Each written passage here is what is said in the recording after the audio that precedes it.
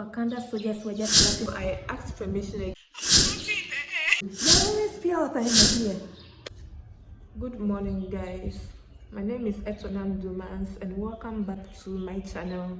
Today's story time. How I survived after my surgery. So this was what happened. I was asked to book an appointment by my orthodontist to fix a dental bridge before my braces treatment can continue. So let's say on a Monday, I asked permission from work to go for the surgery. So I called my dentist on a Sunday and asked him I'll be coming on the Monday as planned, and he told me he wouldn't be around on a Monday. So on a Thursday, I should come. So I have to now find a way of telling my boss that I won't be able to go on a Monday, but rather on a Thursday. And you know, my work is that kind of crucial, so asking permission kind of distract work. So early Thursday morning, I was there at the premises ready for my surgery. All for me to get there, and the procedure is kind of a long one. So they asked that they will have to destroy some of my tooth and all that and blah blah blah. So in short, it was done. The first part was done, and an impression was taken to mold a tooth for me. So they said I have to wait 1 week. When it heals, then my tooth will be ready for fixing. But before the distraction of my tooth and all that, an injection was given around my gum area. Yeah, too strong injection, anesthesia, yeah, just to numb my mouth so that they can start operating. But after the injection, I saw the tooth that will be used to reduce my tooth to the level they wanted. I freaked out. Oh my goodness. So after the first surgery, I decided to now go back to work. But a cement was used to wrap the wounded tooths that were destroyed. 2 tooths were destroyed, 2 healthy tooths were destroyed. So at that moment, I was very hungry. So once I was going, I saw this cocoa seller, and I was like, oh, let me go and buy cocoa from there. When I got there, I was not wearing a nose mask, okay? So you can see that if you watch my videos, you will see 2 tooths were, so my tooth were like this.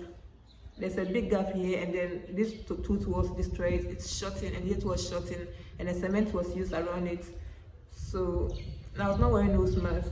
So when I got to the, and it was bleeding because of the surgery, it was bleeding. So I got to this cocoa seller. I was like, "Pachometo cocoa." When she looked at my mouth, no, I was like, "Hey, am I looking that horrible?" So I did like this. I was like, "Pachometo cocoa, why?" Nah, I like, there was no need for me to explain myself to anybody. She saw a horror. She saw a zombie. So she gave me the cocoa, and then she was just looking at me in a weird way. So after that, I went to get a nose mask, and then I wore it, and I went to work. So in short, I waited for 1 week for my next appointment. I asked permission again that on a Friday I will be going for the final surgery. So I called the man Thursday evening, and he told me that he wouldn't be around. He had an emergency again, so we should make it on a Saturday, early in the morning, very early in the morning. So I said fine, I won't ask permission again. I'll just wake up very early, and then from there then I go to work. So my mind was that after the surgery I'll go to the office. So early Saturday morning I was there, and the surgery was done. The bridge was fixed. That's it. This one, it was fixed. So I was happy and cool. Then the dentist gave me a painkiller to take at that moment. I said, okay, fine. So at least. So I waited a while because I need to make payment to him. So he brought me to the porch, and then I was sitting there waiting whilst I make the payment. So he had a call. So I was sitting there just pressing my phone and thinking everything was okay, because I didn't really feel pain when he was fixing it. So I thought like, oh, Charlie, like everything was okay. Then guys, so let's say 2 to 3 minutes after the call was done, and he came, and we were even talking, we were even chatting. He was even telling me about like how to maintain like everything I need to know basically. So after I left his premises, just walking a little to the junction to pick her to my office. God, God, God, God, hey! Hey! Before then, I walked straight to the cocoa seller again because I knew that the way I did I can't chew because I started feeling some burning sensation. I started feeling pain all over my body. Like it wasn't my mouth alone, all over my body was just burning. You see, if you have malaria, that feeling, that body pains, I started having body pains. Like every part of my body started paining me at once. Like it was just magical, as if like somebody just cast a spell on it, or like let me cast a spell on her. Like so, I didn't even dodge. I got to the cocoa seller, and this time around here, I was smiling because the tooth was fixed. So I was, I was showing my 32. I was like, "Aji, how can me?" I was like, "Yeah, me kai. Well, last time, yeah, we yes, and say, I was." So she was looking to my mouth. I was like, "This girl cry." Well, so I was just wondering what was going through him, and it was like she should give me cocoa and then go say. So I took the cocoa and I was like, "No more has say." So I sat down because the way I was feeling, I was thinking because I've not eaten and I took the painkiller. That's why I was feeling that way. I don't know. So I quickly bought the cocoa and I drank, and after drinking, I said, okay, so I'm going to, so it was from like Madina Ricks Junction, so I was going to Birmingham. So I needed to pick her from that junction to 37. That was the plan. So I was just walking around the pavement area, and God, the pain became worse. If you see what happened to me, quickly I started feeling like the whole world was coming to an end for me. Like tears were just dropping. I don't know where the tears were coming from, but I felt tears were dropping, and my head wanted to explode. I couldn't even look down. I was just confused.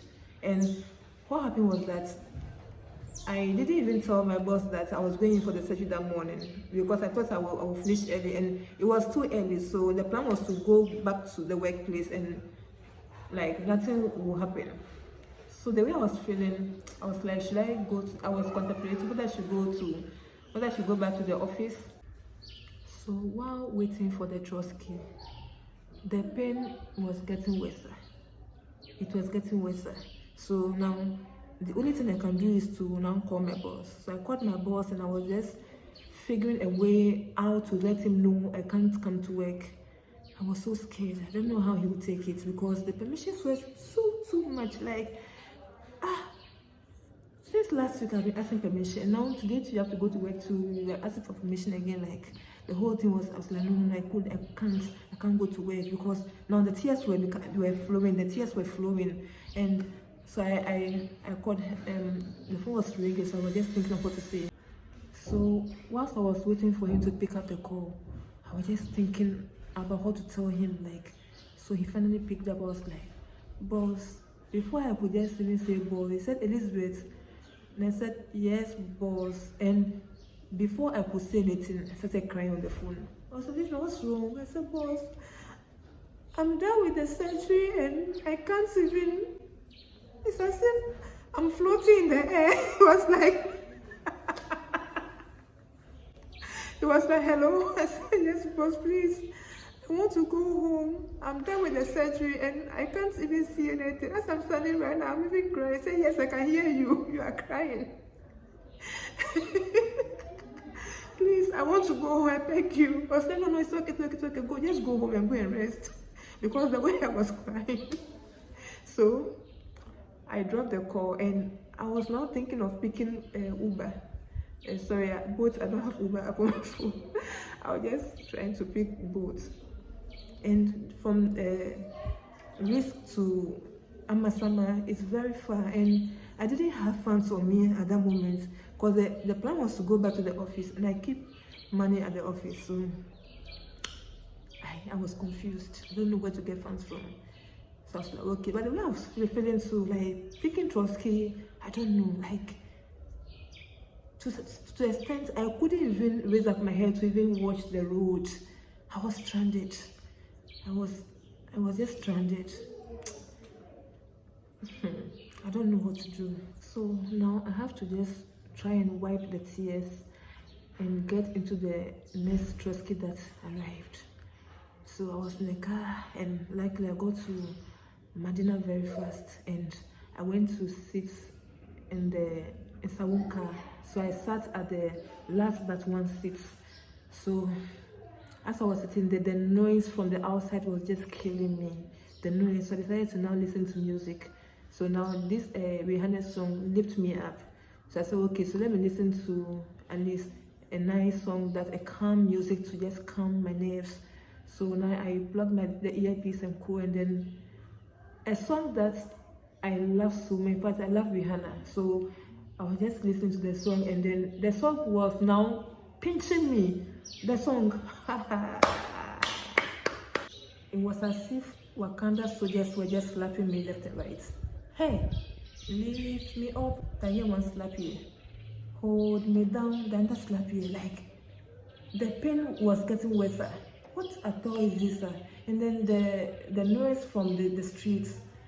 Pokwasi, Amasama, La Paz, La Paz. People were shouting, pure water, yes, this, yes, that. I said, hey. So like, my head was about to explode. And do you know what happened again?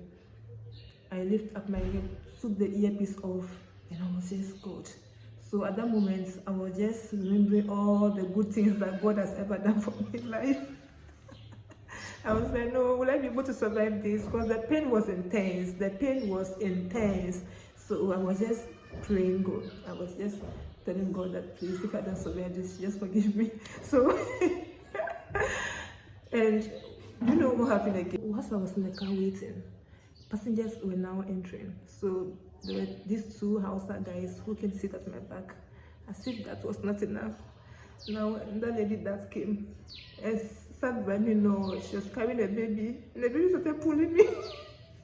Yes, God, which kind of life cry is this? The baby was now pulling me, and I didn't want to be rude, and I was feeling so uncomfortable. And the noise from the two Hausa guys, they were speaking languages I don't understand. You know that feeling when somebody else, like I'm an Ewe, and then me and another Ewe brother or sister sitting in a car and speaking a language, and you are a guy or you are a different, like, the tribe, you were speaking a language you can't understand, you were making noise, and I was distracted, like I was confused. I don't know what to do.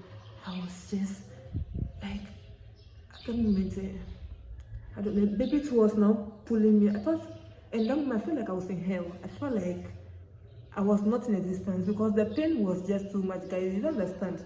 You don't understand. And this pure water woman passing to, yes, pure water in my ear. So that moment, in fact, I lost control of myself. Like, I didn't know what to do. And I can't explain myself to anybody. I can't tell the boys to keep quiet. I can't talk to anybody about it. I was just there. And I tried to make a call, tried to call my niece to send me some money so I can pick boots. I called, she was not picking up. I called some friends too. And none of them too. Like, nobody wanted to just attend to my need at that time. That was when I realized that this life is about you alone, Charlie. Hey, I was alone, yes, I was like, so I was like, wow, let me just, I can withstand pain. So I've withstand lots of pains. So let me just like go through this. So I was just encouraging myself, because if I decide to be pitiful, the pain will it will over me, like, over me. Hey, Charlie. So now the car moved, and lo and behold, I got to my station, and now I need to find a way out to the house, and I need a painkiller. I need a painkiller at the moment. So I was not having fun on me. And it's good to be good to people. It's very good to be nice to people. So there's this pharmacist around my area that, like, I've been greeting. Like, when I go to buy medicine, I'm just nice to that gentleman. So I got there and I explained my situation. He was like, no, don't worry at all. And he went to bring me drugs. He brought me drugs and cool. So when I got home, I took the drugs, and then I slept. When I woke up, and the pain was down. So that was my story. And I was now I sent messages to the dentist to explain if that is how the pain for the surgery is, because I don't understand. The pain was just too much, and he said that he was also like surprised I'm feeling that pain. Maybe I developed cavities whilst he was doing the first procedure. Maybe cavities developed. That is why I was feeling that intense pain. So that was the end of my story. I hope you guys enjoyed this video. Like and then comment below if I should be making more stories, because I have a lot of gist too about like personal life stories, and it could be anything. If you guys love to hear stories from me, let me know. See you later. Bye bye.